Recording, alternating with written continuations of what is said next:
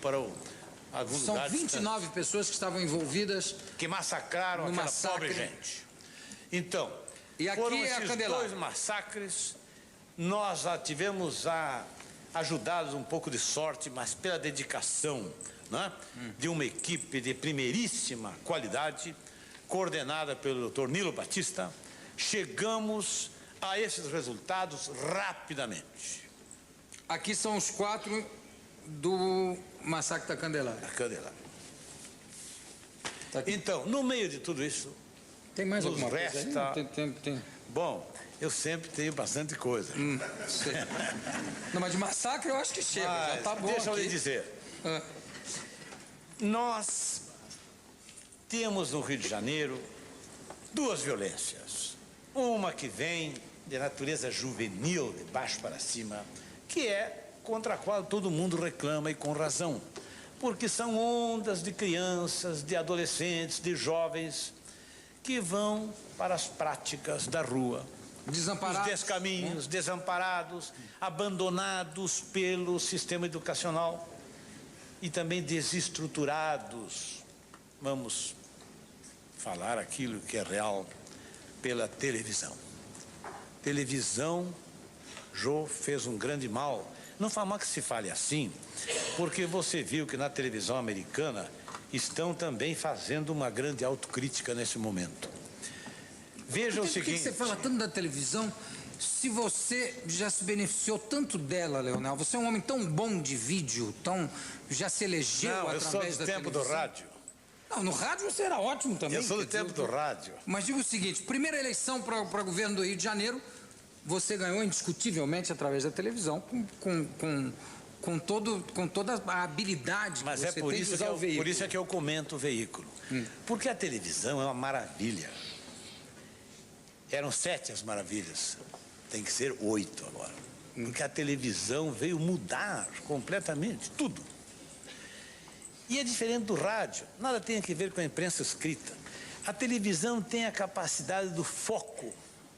Ela toma alguns grãos de areia, naquele foco, esparge aquilo, envolve todo mundo e diz que era um deserto. Porque ela focaliza um detalhe independente do contexto, se quiser. É uma arma poderosíssima da comunicação. Poderosíssima. O mundo mudou. Tanto que no nosso país, eu costumo dizer que o surgimento da violência e da criminalidade, Jó, coincide com o da televisão. É tão maravilhoso que, logo no início, os cientistas que descobriram, que inventaram tudo isso, eles logo disseram: isto se destina à educação, se destina à cultura, se destina à boa comunicação. E tem havido muitos desvios de tudo isso. E eu acho que nós devemos lutar para corrigir esses desvios, porque a televisão é uma arma maravilhosa, espetacular, de uma eficiência que nós nem avaliamos ainda hoje. E eu acho que essas ondas e ondas de crianças que deixam o sistema educacional pelo desmantelo, porque são escolas incoerentes, impraticáveis, caem na rua, são bombardeados pelo sistema de televisão, como se desnorteiam, se desestruturam completamente. E aí passam a ser agressivos, param a agredir, passam a buscar os descaminhos e vão se tornando insensivelmente assaltantes, bandidos. Como é que se explicava tudo isso antes da televisão? Governador, como é que se explicava, por exemplo, o gangsterismo de Chicago nos anos 30, a violência nas ruas? É uma outra natureza de violência. O Hitler, aí está. Os massacres, aí genocídio está. dos judeus. Aí está. Sem a televisão, como é que se explica essa violência humana sem a televisão? É um outro tipo de violência, João. Nada tem a ver essa violência do Rio de Janeiro com a máfia, com a de Chicago, a de Nova York. Não, isso é uma violência juvenil. E a resposta da sociedade pelos grupos dirigentes foi uma resposta irracional, estúpida, a da repressão. Vamos reprimir. Uma polícia em cada esquina. Vamos. E daí criaram-se as polícias particulares. E daí os grupos de repressão e daí a um passo para o extermínio. Então, as duas violências, as duas criminalidades que foram se desenvolvendo no Rio de Janeiro foram essas. Esta de baixo para cima, que criou desassossego, a insegurança para todo mundo, e a de cima para baixo, que acabou matando, assassinando. Eu sempre gritei contra isto, denunciei até num programa seu uma vez, que você ficou admirado, quando eu falei que se matava aos milhares, com a média de 20 anos. É uma matança de jovens. Justificam, é o jovem criminoso, deixa que mate.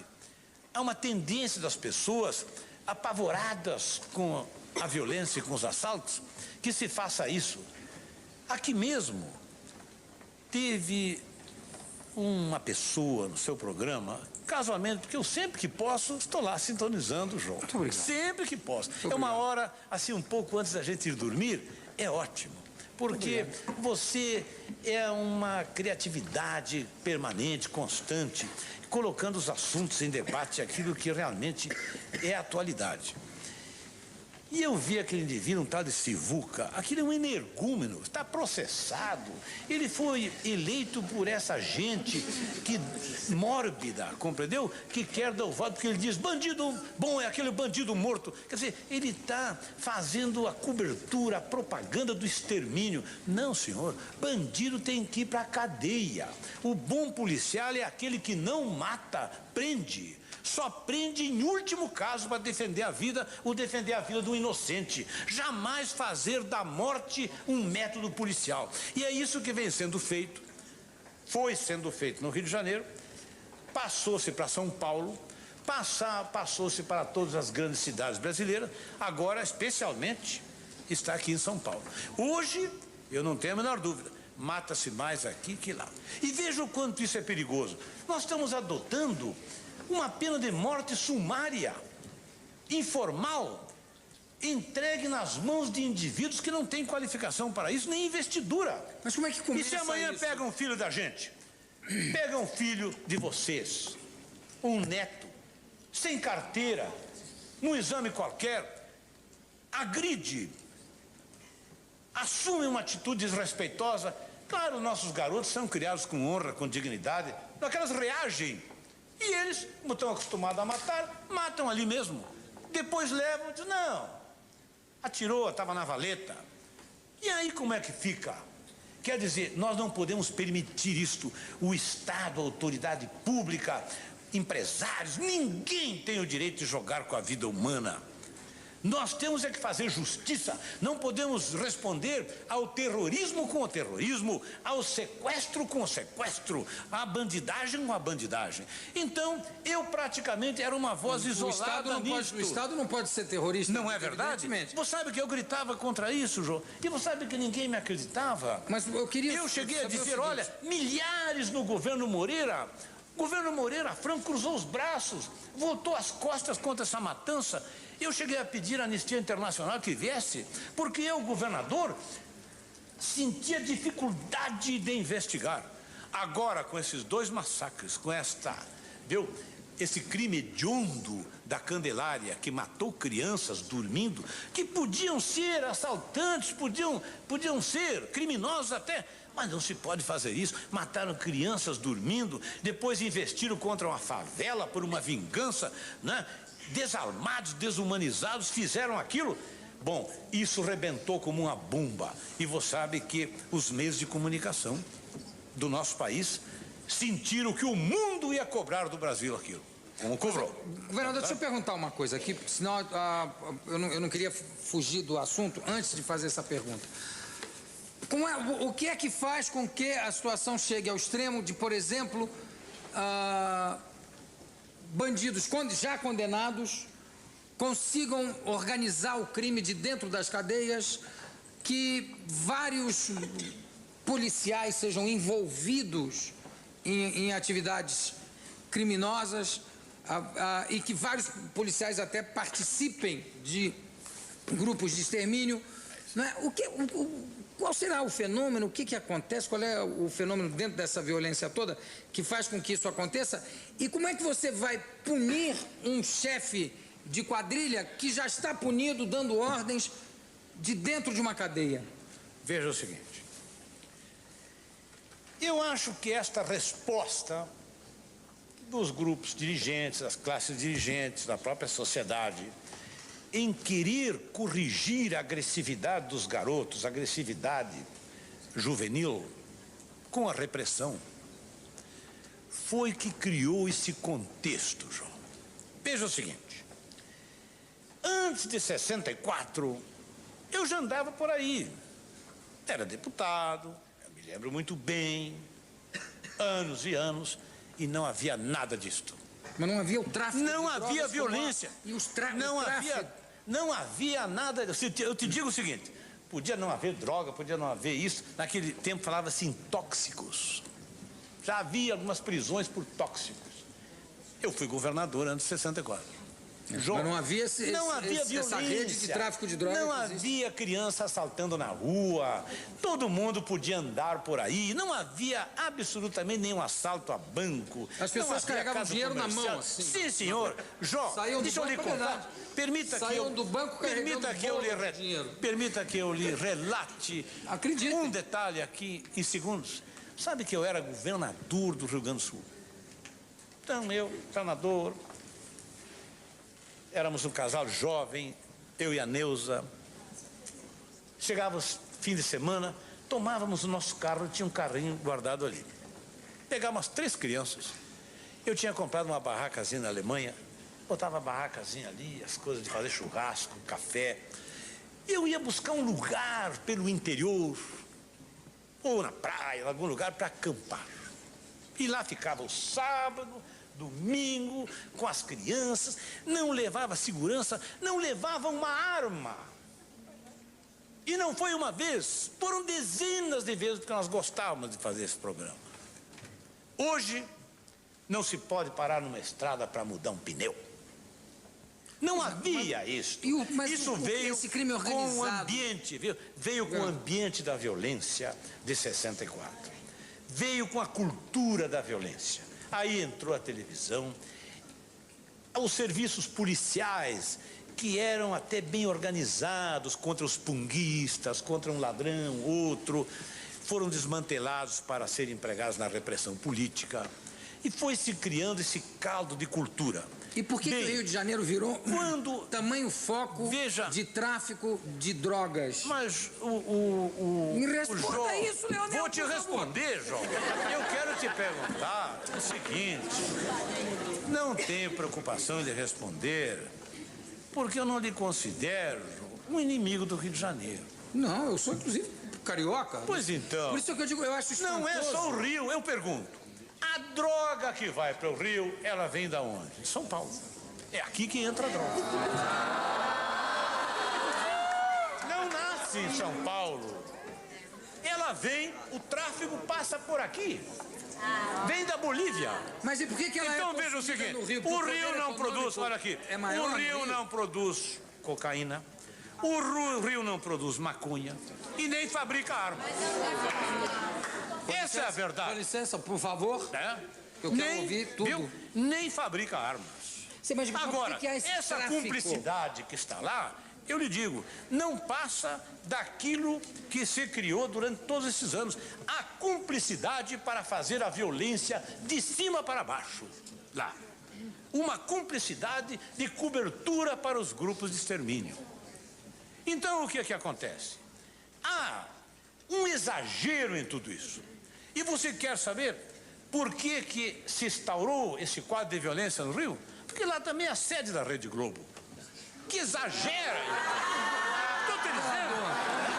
Olha, não há maior escola de violência do que a televisão Globo. Mas, governador, não se pode. A Globo ensina a droga, ensina o crime e ensina tudo que você quiser. Eu tenho estatística. Colocamos 6 professores frente à tela da Globo durante uma semana. E temos a estatística do que houve ali. Aquilo é a escola do crime. É a escola da violência. Vou te dizer uma coisa. E que haja cumplicidade dentro dos presídios, que haja coisas escabrosas, eu não digo que não, e acho que é o nosso dever combater essas situações. E é o que estamos fazendo. Tanto que, no Rio, a criminalidade baixou. A propaganda é verdade. Nós temos aqui estatística. Eu vou pedir a... Quer ver uma coisa? Vem cá. Segundo, governador. Aqui em São Paulo houve um massacre em Carandiru. Eu pergunto, quem é que está na cadeia? Quem é que está na cadeia aqui em São Paulo pelo Carandiru? Não sei. Me digam, quantos mataram aqui no fim de semana? Nos últimos 3 fins de semana? 48, 38 e 36. Em cada fim de semana. No Rio de Janeiro não se matou, nem em comparação com esses números. Foram meia dúzia. Nós não estamos satisfeitos com isso, porque lá se matava da mesma maneira que está se matando aqui. Eu não estou culpando com isto, nenhuma forma, a sociedade paulista, nem o povo de São Paulo. Nem estou também, com isto, querendo agredir as suas autoridades públicas. Não. Eu quero é que tomem consciência da situação. Existem 2 tipos de crime, João. É o crime juvenil que vem atacando todas as pessoas nas ruas, nas casas, e o crime de cima para baixo que instituiu nesse país. Nós afirmamos que no Rio de Janeiro mataram quase 30 mil pessoas no governo Moreira. Estamos nos aproximando de encontrar as ossadas. E quem são os que morreram? Média, 20 anos. Quem é que tem o direito de assassinar jovens dessa maneira? Sejam eles apontados como assaltantes ou não. Ou consumidores de droga. Há muita gente que apoia, como esse tipo que esteve aqui. Mas isso é uma situação que o Brasil está sendo questionado internacionalmente. Isso só veio a furo depois desse massacre da Candelária ou de Vigário Geral. Para que todos tomassem consciência do que passamos a viver aqui. Isso é um dado da crise brasileira. O comprometimento da Polícia do Rio de Janeiro, de integrantes da Polícia do Rio de Janeiro, é verdade. Seja nos presídios, seja na rua, seja onde for. Nós estamos passando pente fino nesse pessoal. O mesmo rigor que adotamos para apurar, estamos apurando outros massacres, como o de Nova Jerusalém, que hoje foi condenado a 90 e tantos anos de prisão, um tipo, que não pode ser porque tira 30 e termina, mas oficialmente foi. Então o que acontece? Nós estamos agindo lá, em meio a uma situação. Agora, quando eu me apresento aqui dessa forma, portando um certo ressentimento, é pelo seguinte, porque no dia 12, precisamente naquele feriado, eu estava praticamente só lá no Rio de Janeiro, meus colaboradores estavam fora. Eu digo, bom, o plantão é meu. Peguei um helicóptero, estive em Angra, estive em Cabo Frio, fiz vários vais-vens da Barra, Grumari, até Itaipu, Niterói, observando. Jó, eu nunca tinha visto espetáculo mais esplendoroso da minha vida do que aquele. Ver 2,5 milhões de pessoas fazendo o seu lazer na praia, tranquilamente, ao longo daqueles 70 quilômetros. Não ocorreu rigorosamente nada, a não ser uma arruaça, uma desordem de garotos ali sobre Ipanema, uma coisa irrelevante, circunscrita, que não molestou sequer 0,1% de toda essa multidão. E eu me senti indignado como governante, como alguém que está lutando contra essa ordem de coisas. De repente, a TV Globo vai ali, mete o foco ali naquilo ali. Mete o foco naquilo ali. Chega no Jornal Nacional, joga aquilo, forneceu as imagens para a CNN, para o mundo inteiro, repete 3 noites seguidas no Jornal Nacional, uma coisa irrelevante, que não tinha nada que ver com aquele espetáculo, rebentando com o turismo do Rio de Janeiro, dando cobertura para toda esta posição discriminatória, quase que racista, de apresentar aquela juventude que vem dos bairros porque é escurinha, como se viesse massacrar, viesse roubar. Não houve naquele incidente uma pessoa de cabeça quebrada, não se tirou ninguém na ambulância, não houve nada, rigorosamente. Não houve um roubo, não houve um assalto, não houve nada, rigorosamente. A não ser uma ruaça de garoto ali. Apresentou aquilo no mundo como se fora um terremoto social. Mas, viu? Governador, eu vi difamando o Rio de Janeiro. Eu vi outras televisões, as pessoas comentando. Eu sei. Entrevistas com chefes de gangue dizendo o seguinte: olha, nós vamos lá para brigar uma mesmo. reitoria. Vocês também se deixam influir por uma onda, compreendeu como é? Que vai se criando, ela tem um poder muito grande. Ela, com essa audição que tem, ela vai criando um ambiente, ela tem muito peso. E essa que é a verdade. Quer dizer, o governo do Rio de Janeiro não tem outra posição senão, primeiro, eu vou amanhã, o presidente da República, pedir uma providência do governo federal contra o mal que a Globo fez ao Rio de Janeiro. Vou questionar, porque ninguém tem o direito de usar os canais de televisão dessa forma. O canal de televisão e de rádio não é como um jornal, que o sujeito vende e compra quem quiser. O canal de televisão pertence a todos, pertence à nação. O concessionário de um canal de televisão é como um concessionário de uma linha de ônibus. Ele não pode transportar uns contra os outros. A Rede Globo mentiu. Ela espargiu pelo mundo uma mentira. Ela podia fazer uma reportagem sobre tudo e depois apontar aquilo ali, aquele grão de areia e dizer, infelizmente, né, houve isso por parte de alguns irresponsáveis. Mas fazer essa propaganda contra o Rio de Janeiro, por que destruir o turismo do Rio de Janeiro? Depois daquelas reportagens eu pergunto, quem vai comprar passagem para o Rio de Janeiro? Os cancelamentos estão lá.